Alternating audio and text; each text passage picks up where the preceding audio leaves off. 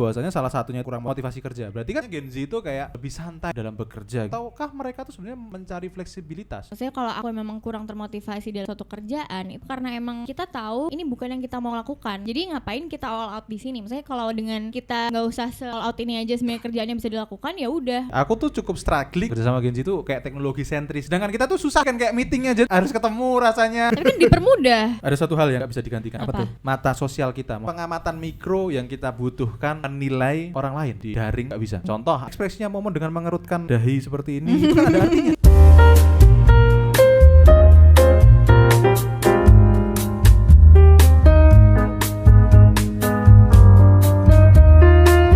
Halo semuanya, selamat datang lagi di The Tribes, medianya rakyat jelata. Kali ini kita kembali lagi di segmen Yuk, hidup yuk. Karena banyak orang hidup tapi tidak benar-benar hidup. Ya, orang ini lagi. ya. Semoga kalian gak bosan lihat kita ya guys. Ya. Jadi gara-gara konten Raulnya Momon ya waktu itu ya. Iya, betul. Iya, aku Yang- dihujat. Yang apa namanya katanya Gen Z banyak di PHK dan lain sebagainya Yes. gitu kan. Nah, aku jadi kayak berpikir kayak mungkin ada sebuah culture shock gitu. Itu sebenarnya kayak udah lama aku rasain gitu kan. Udah lama aku rasain. Sebelum konten itu ya. Sebelum konten itu gitu. Culture shock itu udah lama aku rasain tapi kayak udah terus kayak skip aja gitu. Nah, gara-gara konten itu aku jadi kayak reflect lagi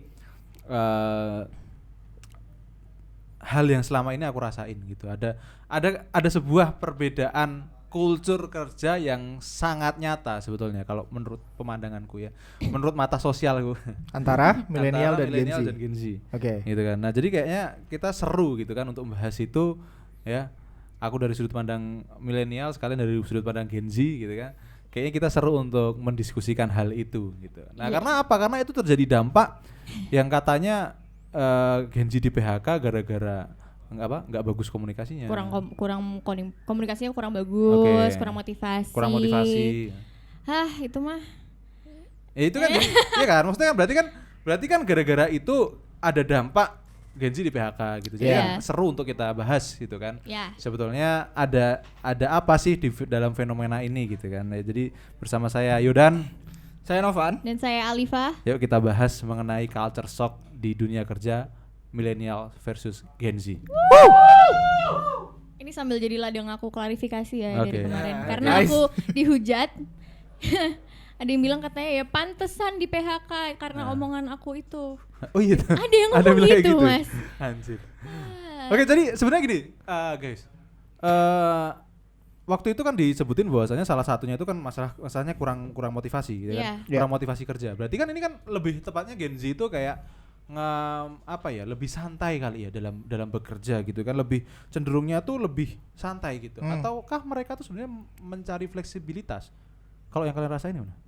Kamu gimana, Pan? Oke. Kalau menurutku bukan kayak gitu ya, tapi lebih Gen Z itu lebih ini, Pak. Staminanya kecil, rendah. Wah. Jadi gampang demotnya. Oh gitu. Jadi kayak 2 menit udah selesai. Udah. Nah, Belum apa-apa loh itu. udah langsung keluar gitu. Udah langsung keluar. Keluar perusahaan ya. Keluar perusahaan. Oke. Gampang demot. Gampang Jadi demot. mereka gampang termotivasi tapi gampang juga demot. Oke. Jadi nggak bisa tuh yang kayak milenial yang long lasting 20 tahun kerja gitu di satu Oke. perusahaan gitu. Nah, Gen Z tuh gampang demot dan faktor yang menyebabkan demot tuh juga banyak banget.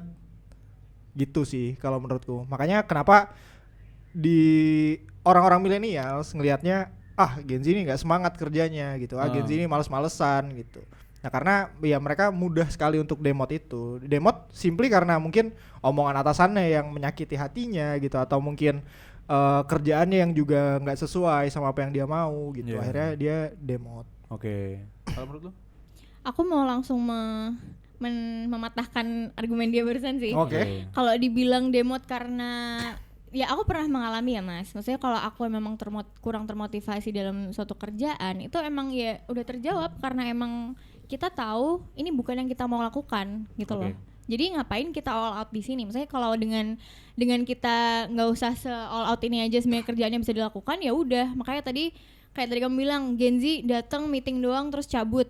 Ya udah karena emang itu effort yang kita perlu lakukan segitu aja. Ngapain harus lebih-lebih lagi? Terutama kalau kita nggak suka di situ. Gitu kalau aku. Dan menurut aku itu fair aja loh. dengan kita nggak terlihat setermotivasi itu karena kita nggak passionate dengan kerjaan kita, menurutku itu sangat fair.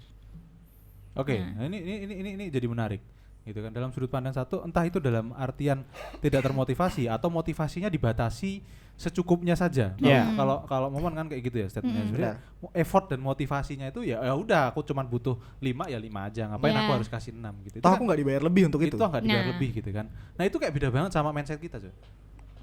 Mindset Anda? Enggak, mindset milenial kebanyakan. Oke. Ya, Pasti. pasti. Ya, tidak semuanya, tapi aku bilang kecenderungan. Gitu ya. Kecenderungan milenial itu akan berpikir bahwasanya kalau aku bisa kasih lebih, kenapa aku harus kasih segini gitu. Itu mindset yang sangat terbalik gitu. Kenapa kita bermindset seperti itu? Karena kayak kita tuh berpikir bahwasannya kalau cuman mau kasih 5 gitu, semua orang bisa kasih 5. So kenapa kita harus dipilih? Kalau misalkan kita juga cuma sama-sama kasih 5. Gitu. Oke. Jadi kayak apa ya? Yang kita pikirkan tuh adalah kalau aku bisa kasih lebih, kenapa enggak gitu? Kenapa enggak kita kasih lebih? Kenapa enggak kita kasih sesuatu yang beyond the expectation gitu? Oke. Nah jadi kalau kita kepikiran untuk ya itu loh, mindsetnya itu beda cuy, mindsetnya itu beda. Kalau Gen Z itu akan berpikir seperti itu gitu kan, entah itu dari demotivasi atau membatasi motivasi, membatasi effort, nah gitu. Kalau beda banget sama milenial kalau misalkan bisa kasih effort lebih, kenapa enggak gitu, toh nggak rugi. Tapi kita nggak dibayar untuk itu. Lah tapi kan kita nggak rugi. Rugi lah, rugi dong, effort rugi, lah. rugi waktu, rugi effort. Rugi pemikiran juga. Iya. Lah oke, betul. Kita ngomongin itu masalahnya adalah transaksional masalah waktunya. Betul. Gini, mindsetnya Gen Z itu selalu transaksi direct. Oke. Nggak long term maksudnya. Iya, transaksi direct dong. Waktuku sekarang tak kasih, aku dapat apa? Ya. Gitu. Mindsetnya milenial beda. Aku kasih sekarang gitu. Itu bukan sebuah kerugian. Kamu tadi langsung bilang itu rugi. Kalau kita buat enggak. Kenapa? Karena value yang kita bangun. Oke. Gitu kan. Saat kita layak dikasih 10 gitu, one day kita akan layak dikasih 10. Bagaimana orang menilai kita layak dikasih 10 kalau kita kerjanya cuma 5? Logikanya begitu kalau aku. Sekarang kita ekspektasi orang itu 5 nih gitu. Ya. Transaksional ya, kalian kan ngomongin transaksional gitu ya. Oke. Ekspektasi orang itu KPI-mu 5 gitu dan kita kasih 5 gitu. Udah selesai. Achieve kan? Achieve. Ya. Berarti value-mu kan cuma 5. Millennials nggak mikir kayak gitu. KPI-mu 5. Oke, tak selesai 5 bahkan tak tambahin jadi 10. Maka orang akan lihat, oh berarti value-mu 10. Lah. In the next project gitu kan, kamu akan dinilai nilaimu adalah 10. Itu yang di mindset milenial. Gimana, Man? Tapi kenapa nggak terus dicoba? Untuk achieve 5 ternyata semudah itu. Pasti kan ada batasan-batasan baru yang bakal dikasih dong. Kayak kenapa nggak terus dites untuk achieve 10 KPI-nya? Oke. Achieve ini. Betul. Iya kan? Kenapa Betul. nggak dengan seperti itu? Kenapa Oke. harus aku ngerasanya itu kayak manipulatif, sorry banget. Oke. Dengan terus kita harus kayak nunjukin kita segini bisa, tapi harus kayak ya dari kita munculnya gitu loh. Kenapa nggak dipancing? Oke. Sebelum kamu jawab. Apa? Nah, aku juga punya pemikiran gini. Kalau kita ngasih 5 itu bisa gitu. Nah, dan kasih 10 sebenarnya bisa di saat itu. Bisa aja. Tapi kalau aku kasih 10, next KPI ku bakal dinaikin dan itu bakal bikin aku kesusahan. Oke. Nah, aku lihatnya ke situ. Oke. Sekarang gini, tak kasih contoh aja langsung nih. Boleh. Kamu 2 orang nih. Ya. Kalian 2 orang. Sama-sama aku kasih KPI 5 gitu. Oke. Ya kan? Kamu nyelesain 5, kamu nyelesain 10 ternyata. Gitu kan. Saat aku butuh target 10 gitu. Saat aku butuh orang dengan SDM 10, dengan SDM kapasitas 10 gitu ya. Ya. Menurutmu aku akan ambil yang cuma nyelesain 5 atau udah terbukti pernah nyelesain 10? 10. Tentu saja. Tapi dibayarnya sama nggak? Ya beda dong, kan berdua. value-nya. Iya nggak sih? Let's say kan aku sekarang kerjaanku tuh cuma 5 nih. Kapasitasnya 5 pekerjaannya sekarang. Aku berikan ke kalian berdua. Value-nya 5 cumanan gitu kan. Nah, aku kasih ke kalian berdua, kamu nyelesain 5 gitu kan. Ya sesuai dengan KPI gitu kan. Kamu nyelesain 10 gitu kan. Over the expectation gitu. Yeah. Saat one day aku butuh pekerjaan dengan valuasi 10, mana yang akan aku ambil? Gitu. Apakah yang sebelumnya cuma nyelesain 5 atau yang sudah terbukti 10? Mindset itulah yang dipakai oleh millennials. Jadi dia membangun value dirinya dia dengan menunjukkan apa yang dia bisa. Gitu. Nah, tapi menurut itu jadi di mindsetnya para Gen Z itu tuh kayak milenial tuh cenderungnya terlalu hustle nih dalam kerja gitu. Iya, benar. Terlalu effort gitu kan. Hard banget Nah, lah. dan itu kayak gak relevan buat Gen Z sekarang gitu. Menurut kalian gimana?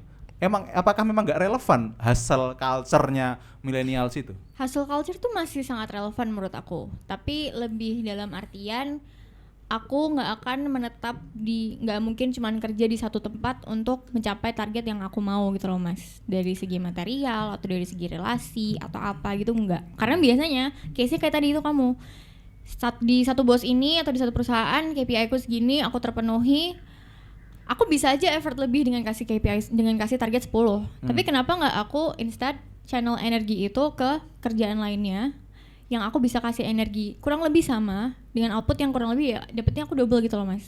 Hustle culture di definisi aku tuh kayak gitu. Jadi nggak yang menetap di satu dengan ekspektasi bakal dikasih lebih. Aku bakal cari lebih secara lebih proaktif. Oke. Nah, aku mirip sama Momon, tapi ketika kita memilih untuk hustling di salah satu kerjaan gitu ya, dengan tadi yang kita ya sebenarnya bisa gitu ngasih 10 gitu. Aku bakal kasih 10 kalau reward yang aku dapetin bisa sesuai juga. Maksudku perusahaan juga harusnya bisa fair gitu sama karyawannya.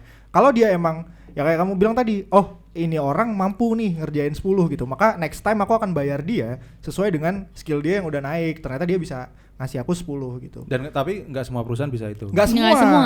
benar. Dan Gitu. kebanyakan perusahaan sekarang kayak gitu. That's why, dan kebanyakan karyawannya Gen Z juga ya. Makanya kayak gitu. Jadi terbentuk mindset di Gen Z itu kayak gitu. Padahal dari perusahaannya juga bentuk budayanya tuh udah kayak gitu. Dia nggak suportif sama karyawannya. Oke. What do you think? Itu sebenarnya kalau dipecah banyak banget ya. Kayaknya kita udah pernah bahas itu juga gitu kan. Karena mengenai bagaimana Gen Z itu sekarang lebih kemana-mana itu, lebih cepat pindah dan lain sebagainya itu juga sangat dipengaruhi dengan environment kerja yang sekarang gitu, beda sama yang dulu gitu kan. Sekarang lebih didominasi oleh startup, UMKM gitu kan, sedangkan dulu itu kan corporate besar gitu kan. Jadi memang rewardnya itu beda gitu ya, yang stabilitas dan sustainability dari sebuah perusahaan itu beda dari zaman sekarang dan zaman dulu sih gitu. Jadi memang adanya kayak gitu. Perusahaan emang harus kayak gitu sekarang. Kalau sekarang iya. Kalau sekarang banyak perusahaan yang harus melakukan itu, gitu kan. Sebetulnya kalau misalkan ditanya ya mengenai Gen Z yang sering pindah-pindah itu, aku oke dengan itu karena perusahaan memang nggak bisa semecer itu sekarang, gitu kan. Nggak bisa semecer itu dengan oke, kamu dijadiin kontrak, bukan kontrak lagi tapi karyawan tetap yang akan dapat pensiunan dan lain sebagainya. Perusahaan sekarang itu nggak sesettle itu. Iya. Gitu loh. Iya. Perusahaan sekarang tuh nggak sesuatu, apalagi dengan maraknya berkembangnya sebuah sebuah bisnis development bernama startup gitu ya. Wow. Iya kan? Iya benar. Iya kan? Itu kan karena kan kita nggak ngomongin startup itu nggak cuma ngomongin teknologi, Iya. ya kan? Startup itu kan adalah sebuah apa ya? Fast pace-nya gitu kan. Iya, jadi fase apa namanya? Aku bilang apa ya? Metode pengembangan bisnis kali gitu ya. Oke. Startup itu ya kan, yang fast development, fast Exit. fast exit. Iya gitu loh, fast valuating gitu kan. Jadi itu juga mempengaruhi bagaimana Gen Z ini akhirnya sering lompat sana lompat sini gitu. Jadi kalau itu sih aku is okay gitu kan. Beda cerita kalau tadi masalah hustle dan ini ya, dan give beyond the expectation, nah itu aku masih kayak nggak sepaham sama Gen Z sih. Oke. Gitu. Nah, ngomongin soal adaptasi nih. Hmm. Banyak orang bilang Gen Z itu cepet banget adaptasinya ya. Terlihat dari cara mereka mengadopsi teknologi, Iya. terus juga ya terbukti mereka bisa pindah-pindah tempat dan cepet banget adaptasinya gitu. Nah, sedangkan milenial itu di mindset kita mereka tuh terlalu kolot, Kaku. old school. Oh, iya. Bener nggak? What do you think? Kalau aku sendiri iya, aku nggak berani mengeneralisir. Ya. Oke. Iya. Kalau aku sendiri iya, aku tuh cukup struggling ini salah satu shock culture-ku ya dalam kerja sama millennials ya. Itu bagaimana teknologi sentris gitu loh. Kerja sama Gen Z maksudnya? Iya, kerja sama Gen Z itu kayak teknologi sentris gitu. Jadi kayak sedangkan kita tuh susah, Cok, gitu loh. Iya kan, kayak meeting aja tuh kayak harus ketemu rasanya gitu loh. Kayak nggak dapet nggak mantep gitu nggak ya? mantep gitu loh. Kayak nggak gini, Cok, gitu loh. Tapi kan dipermudah Kak, iya di beberapa aspek. mungkin iya gitu, tapi menurutku masih ada aspek-aspek yang nggak bisa digantikan oleh hadirnya teknologi gitu. Iya. Teknologi sekarang kita gini deh ngomongin arti harfiah dari teknologi. Teknologi itu kan adalah sebuah alat yang diciptakan untuk memudahkan kerja manusia kan gitu kan. Berarti kan esensinya kan memudahkan saja. Gitu kan. Nah, teknologi tetap harus dipakai gitu kan. Tolol banget saat kita sekarang kayak content planning masih di whiteboard gitu. Kuno banget sih. Iya kan kuno banget kan kayak Tribes gitu kan. Kuno banget gitu. Nah, maksudnya kan kayak banyak teknologi yang bisa digunakan. Cuman dalam beberapa case kayak misalkan harus brainstorming meeting, harus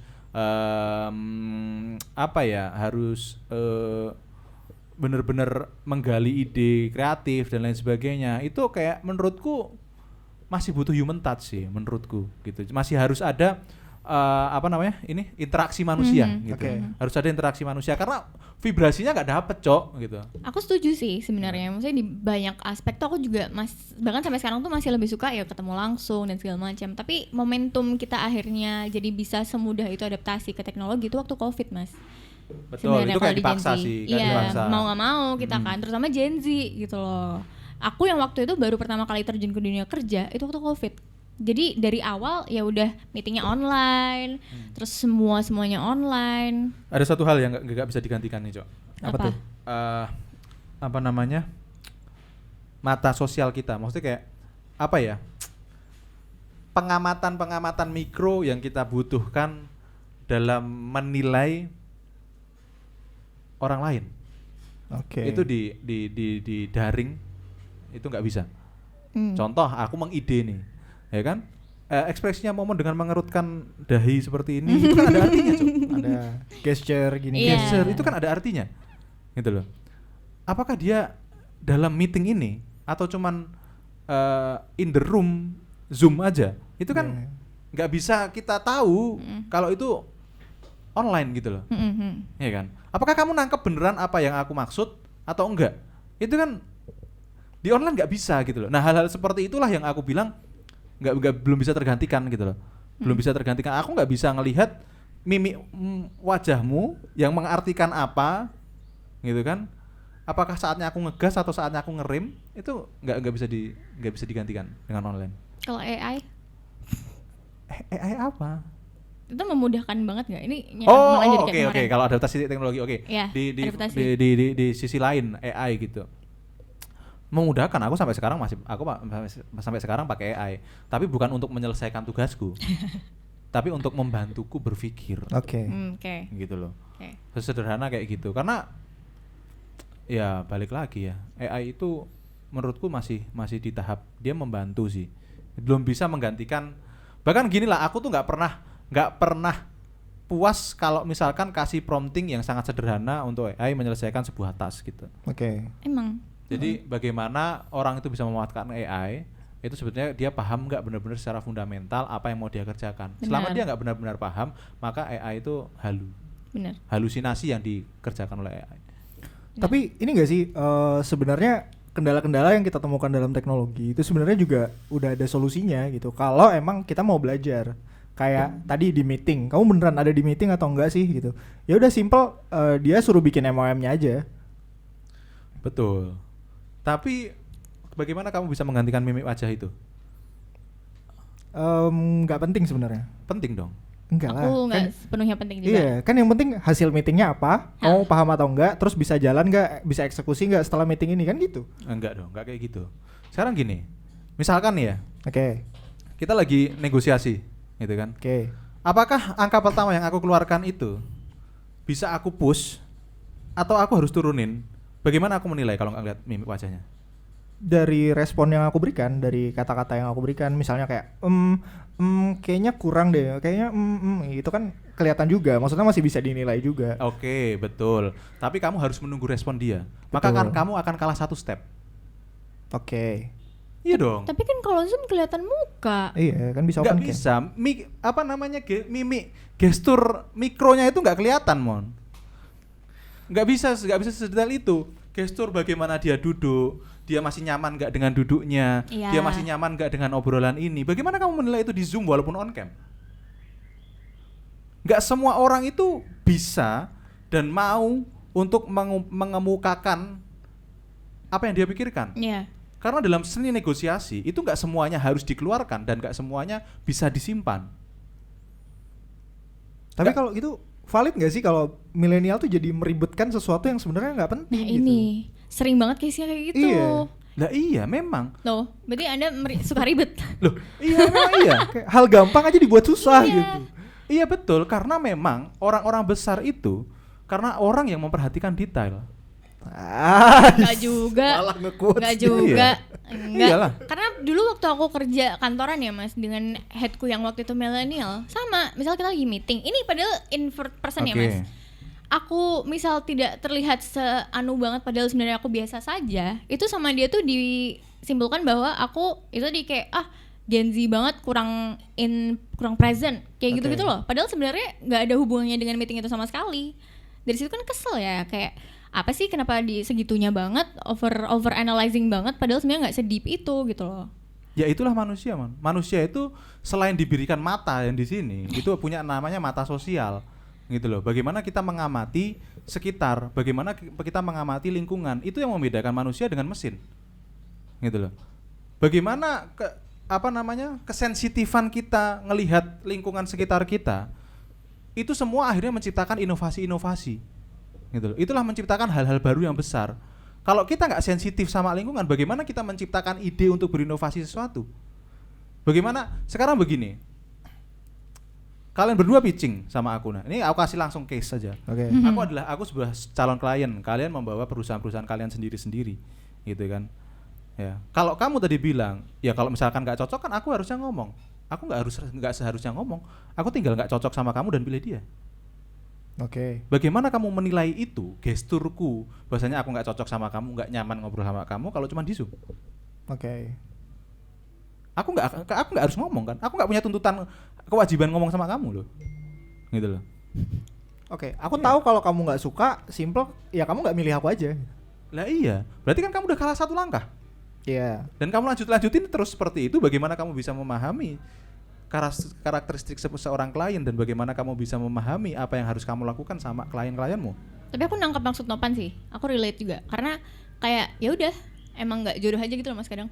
Betul, karena jodoh di tangan Tuhan, Cok. Tapi kalau nggak diusahakan ya di tangan Tuhan terus. Iya sih. Benar. Lah ya kan Benar. manusia itu kan dikasih otak, ya kan dikasih otak sekompleks itu kan untuk bisa merasakan hal-hal seperti itu, untuk bisa melihat hal-hal seperti itu, yang nggak bisa dilihat sama hewan, nggak bisa dilihat sama komputer gitu loh, Cok. Maksudku gitu loh. Benar. Ngerti. Benar. Cuman di beberapa case tuh menurutku terlalu jatuhnya menurutku karena udah ada stigma aja dari milenial terhadap Gen Z itu yang bikin kita akhirnya jadi kayak apa ya, villainized. Jadi serba salah lah pokoknya. Betul. Nah, Dan itu, betul. iya betul, aku akuin. Makanya culture shock yang aku alami, maybe kayak 5 tahun ke belakang ini, gitu kan. Aku akalin, aku nggak bisa tuh kayak ngomong sama sama Gen Z itu pahitan sengit. Oke. Aku nggak suka aja sama kamu gitu, Oke. gitu loh. Aku nggak bisa kayak gitu. Aku harus membuat sebuah analisa mendalam, ya, yang berdasarkan sebuah angka untuk ngomong sama mereka. Supaya masuk ke otak mereka. Rasional. Supaya masuk, rasional buat mereka. Oke. Gitu loh. Dan itu jujurly iya, itu jujurly melelahkan buat milenial. Iya, sejujurnya itu melelahkan buat milenial karena enggak, maksudnya gini, itu tadi Gen Z itu mindsetnya kayak ya harusnya diomongin, harusnya detail, jelas dong mau mutu apa dan lain sebagainya. Millennials itu manusia lebih gini, kita lebih merasakan manusia gitu. Kita dididik masa kecil hingga remaja kita, maybe 20-30 tahun kita, itu dididik untuk bisa merasakan hal yang tidak dinyatakan gitu. Oke. Cenayang. Bukan cenayang. Itu kita ngomongin adalah intuisi. Oke. Oke, berarti emang ada empathy yang lebih gitu. Iya maksudnya. dong, pasti. Tapi kenapa di banyak banget case sekarang juga di tempat-tempat kerja itu masalah mental health itu di apa ya, di overlook, kurang diperhatikan. Padahal itu menurutku mematahkan omonganmu barusan, Mas. Milenial kalau konteksnya udah ngomongin soal kesehatan mentalnya Gen Z itu kayak apaan sih? Katanya memperhatikan manusia Iya. gitu. Tapi kita dicap aleman, dicap terlalu lembek, terlalu lemah. Itu kan beda dengan yang kamu omongin barusan. Betul. Karena apa? Memang pendidikannya berbeda, man. kalau itu. Standarisasi ya hal yang membuat kita stres, standarisasi stresor yang bisa membuat kita stres itu beda antara milenial dan Gen Z. Oke. Maka stereotipnya milenial adalah kamu harusnya butuh stresor sekian besar untuk bisa merasakan stres, gitu loh. Oh. Nah, jadi sedangkan Gen Z nggak beda. Itu kita kalau itu ngomongin itu sebenarnya kita ngomongin sampai ke pendidikan, bagaimana orang tua kita mendidik kita, lingkungan kita ya. Panjang ya. Itu terlalu panjang ya. Tapi intinya adalah stresornya berbeda. Milenial itu lebih kuat akan sebuah stresor dan Gen Z itu enggak. Makanya milenial saat dia deadlock gitu kan, di momen-momen tertentu deadlock, dia nggak bisa menjelaskan bagaimana nge-treat Gen Z ini gitu. Akhirnya dia cuma men-statementkan itu. Gen Z lemah. Gitu loh. Oke. Gitu loh. Tapi menurut lu sebagai milenial itu sebenarnya penting nggak sih isu mental health ini tuh sebenarnya? Kalau penting pasti penting. Tapi kita juga jangan dimanjakan gitu sih. Kita ini Gen Z. Semua orang. Oh. Nggak dikit-dikit mental health gitu. Iya, maksudnya yang namanya mental health didiagnos mental, ada masalah mental health itu kan butuh analisa dan assessment kan sebetulnya. Okay. Jadi kita nggak bisa kayak itu dijadikan sebuah, aku juga nggak setuju kalau itu dijadikan sebuah alasan untuk kita mangkir dari beberapa kewajiban kita. Itu kali ya, lebih tepatnya statementnya. Jadi aku cukup, menurutku penting yang namanya mental health itu nggak boleh disepelekan gitu kan. Cuman kita juga nggak boleh self diagnose juga ya untuk hal-hal semacam itu gitu. Jadi kayak menggampangkan juga. Justru saat dibilang millennials itu menggampangkan, aku nggak setuju betul. Tapi Gen Z itu sometimes juga menggampangkan dalam hal apa? Yaitu tadi dikit-dikit aku mental health nggak bisa nih kayak gini. Itu kan berarti menggampangkan proses yang harusnya ini didiagnos sama orang yang memang berkompeten mendiagnos itu gitu. Cuman kalau aku mau ngomong dalam konteks mental health itu sebenarnya nggak mesti masalah yang bukan yang harus didiagnos gitu loh mas. Kadang-kadang yang bikin kita stres di kerjaan itu adalah bos-bos milenial kita yang nggak bisa, yang itu tadi karena ada generation gap itu, jadi kayak nggak bakal ketemu aja titik tengahnya gitu loh. Jadi kita stres karena tuntutan mereka, kayak yang tadi kamu bilang, yang nggak bakal nyampe di kita, tapi ya udah kayak muter-muter di situ aja terus. Jadi bikin kita stres sendiri dalam melakukan pekerjaan. Ya, mungkin di sisi lain milenial susah untuk menjelaskan itu ke Gen Z dan Gen Z juga nggak bisa jelasin itu ke milenial. Nah, fun fact, hal seperti itu terjadi di setiap generasi, Cok. Oke. Iya dong, millennials dia akan ngomong waktu zaman-zaman millennials itu umur 20 tahunan akan ngomongin bahwasanya Gen X itu menyebalkan. Iya kan? Gen X-nya ngomong kalau millennials itu gimana sih, kemarin sore ya raiso kerja lah dan lain sebagainya. Selalu seperti itu karena memang ada gap generasi. Generasi diciptakan oleh kebudayaan di masa itu kan. Nah, sebenarnya kan gitu kan. Aku setuju, tapi bedanya menurut aku Gen Z ini udah mulai nunjukin karakteristik di mana kita nge-break the cycle gitu loh, Mas. Itu yang sering jadi omongan tuh. Apa nge-break the cycle tuh gimana? Jadi kayak ini, misalnya Mas Yudan barusan sendiri bilang milenial tuh ya kita juga udah ngalamin nih generasi-generasi dulu, Gen X ngomongin kita kayak gini-gini juga. Tapi yet kamu masih melakukan itu ke generasi bawahmu. Oke. Jadi kan bakal jalan terus tuh cycle-nya. Betul. Iya. Ya kita mau nge-break itulah gitu loh. Kayak kita akan stop di kita aja yang ngalamin ini, generasi-generasi alpha besok di bawah kita jangan sampai ngerasain yang seperti itu. Seharusnya, karena milenial itu orang yang lebih kritis.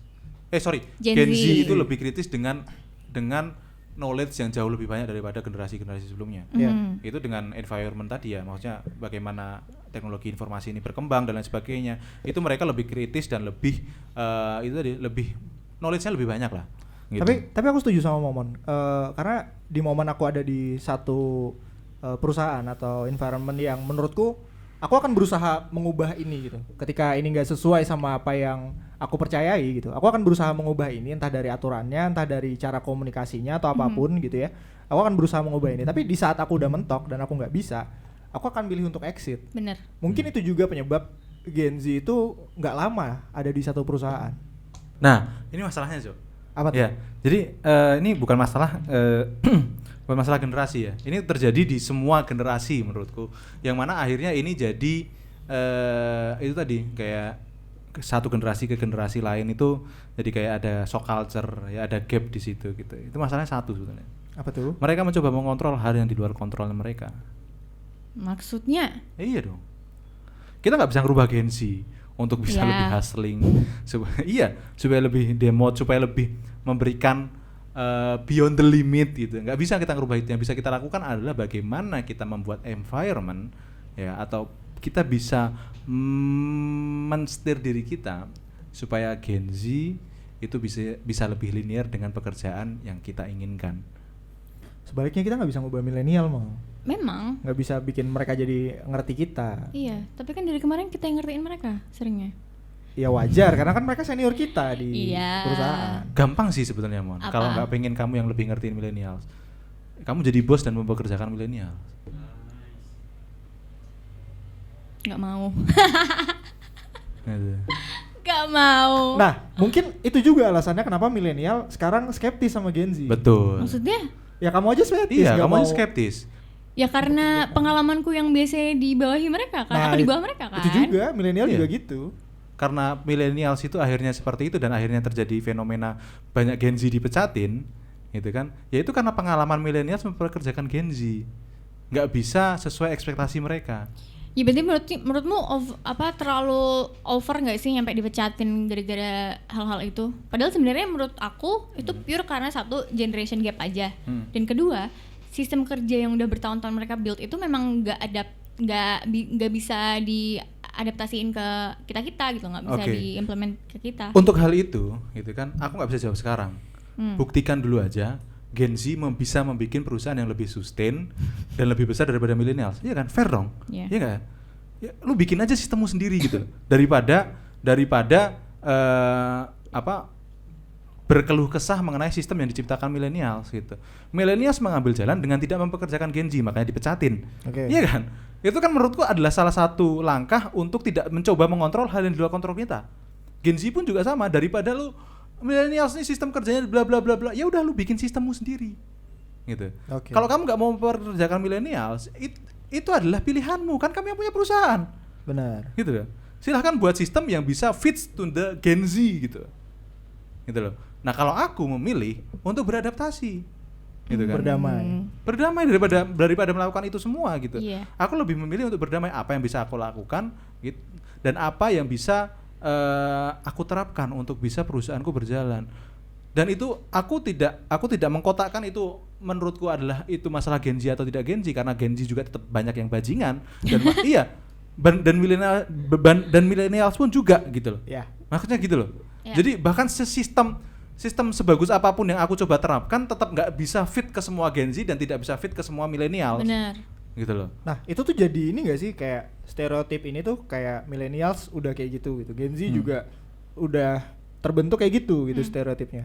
Nah, lalu apakah ini tuh bisa digeneralisir sebenarnya? Apakah semua Gen Z kayak gitu? Apakah semua milenial kayak gitu? Kan nggak juga. Jatuhnya nggak fair dong kalau kita generalisir ini ke semuanya. Gitu. Betul. Aku adalah salah satu orang yang sangat tidak setuju dengan stereotip.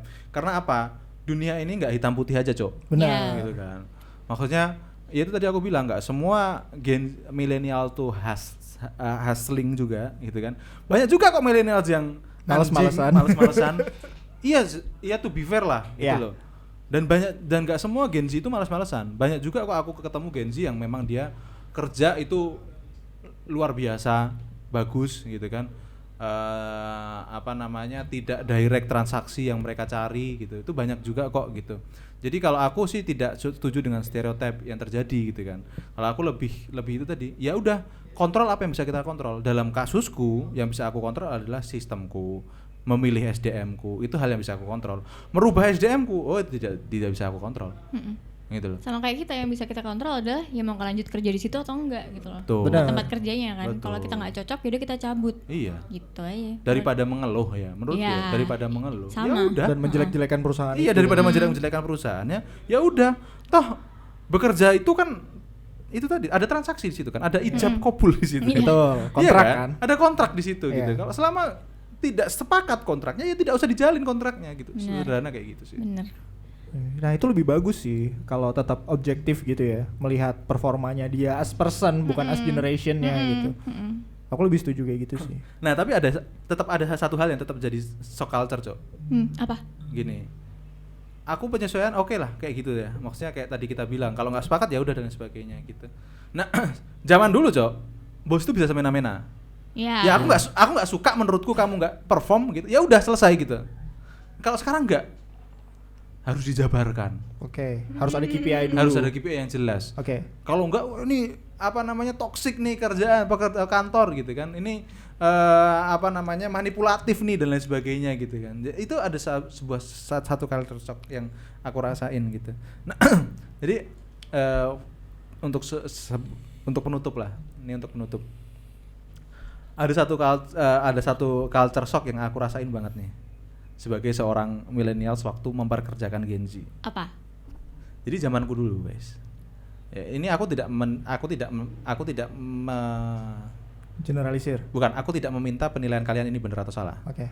Nanti kalian boleh merespon tapi bukan hak kalian untuk melihat ini benar atau salah. Karena ini memang sebuah fenomena. Oke. Gitu.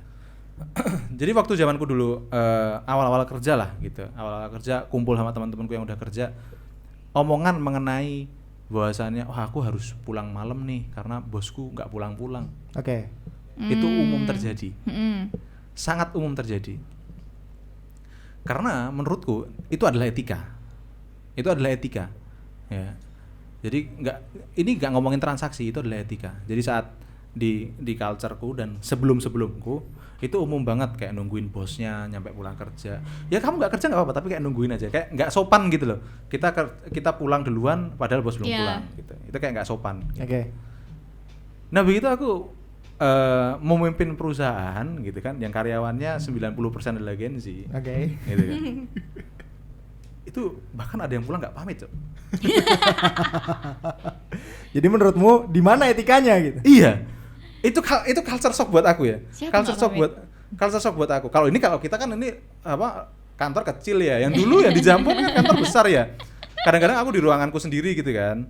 Jadi kayak kadang-kadang aku nggak tahu loh, tiba-tiba orang udah nggak ada ya gitu. Si anjing udah pulang. Si anjing udah pulang Itu gitu. nggak enak, paling mau ngetok, takut dikira lagi apa gitu. Enggak kan, karena ruanganku juga tak buka gitu loh. Ya itu mah. Ya udah. Gitu itu tapi menurutku tapi aku jadi tahu kayak sekarang tuh kayak Gen Z ya kerjaanku udah selesai Mas gitu.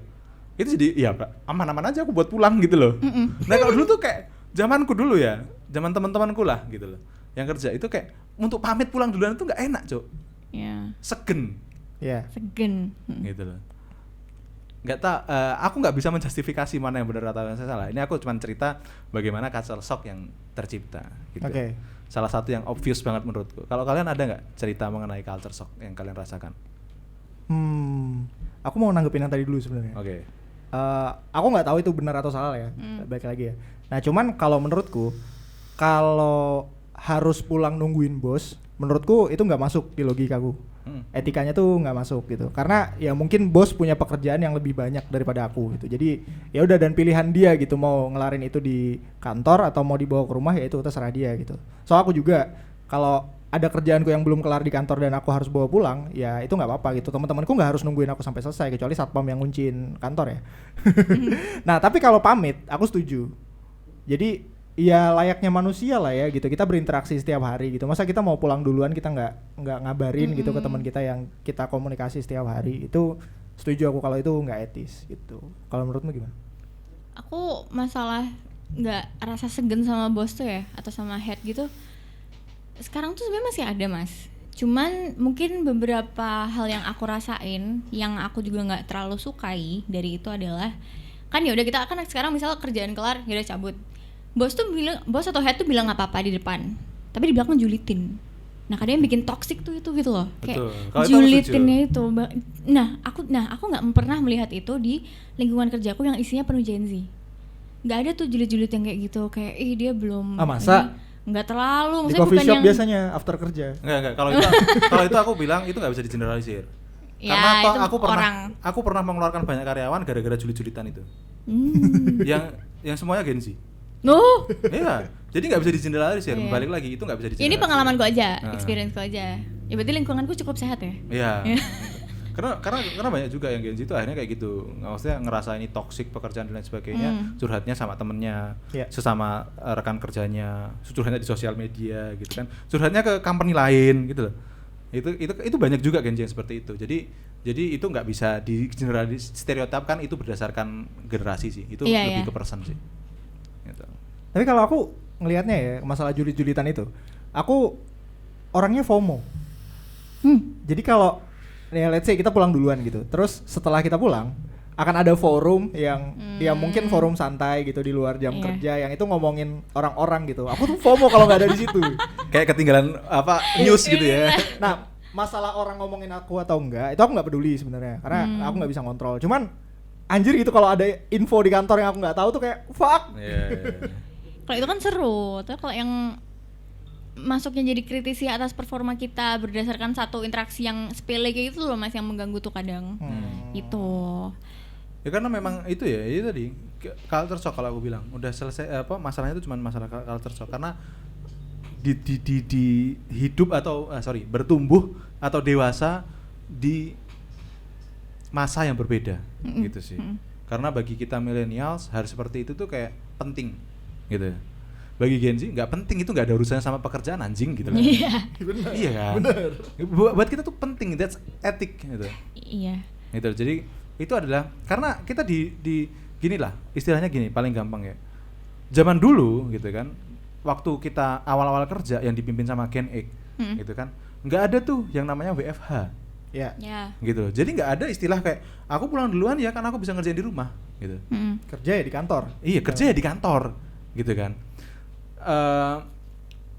Pemimpin itu dilihat dari kerjanya dia gitu kan. Jadi kayak dia menjadikan sebuah kiblat untuk timnya bekerja bagaimana gitu. Makanya saat pemimpin itu bekerjanya dia lama gitu, maka semua itu akan segan untuk tidak bekerja se-effort pimpinannya gitu kan. Karena pimpinan udah ambil risk gitu kan. Jadi harusnya disupport sama tim. Waktu dulu seperti itu. Nah, sekarang kan nggak seperti itu. Gitu loh. Kalian pertama kali kerja udah internet udah ngacir. Ya kan? Device udah banyak gitu kan. Kerja dimanapun bisa. Ya kan, objektif atau pekerjaan selesai atau tidak selesai bisa dikontrol by remote gitu loh. Jadi tumbuh di zaman yang berbeda gitu loh, makanya culture shock itu terjadi. Balik lagi, aku tidak ngomong mana yang benar mana yang salah gitu kan. Kedua generasi ini menurutku masih tetap harus bekerja sama untuk menciptakan sesuatu gitu. Benar. Nggak bisa mana yang benar mana yang salah gitu.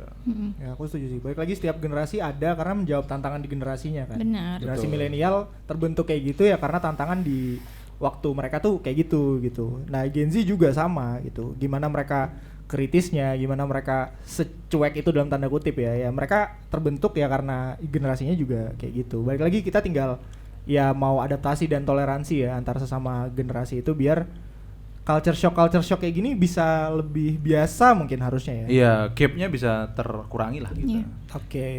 Mungkin itu aja teman-teman. Semoga dapat intisarinya ya dari obrolan kali ini dan stop stereotyping antar generasi.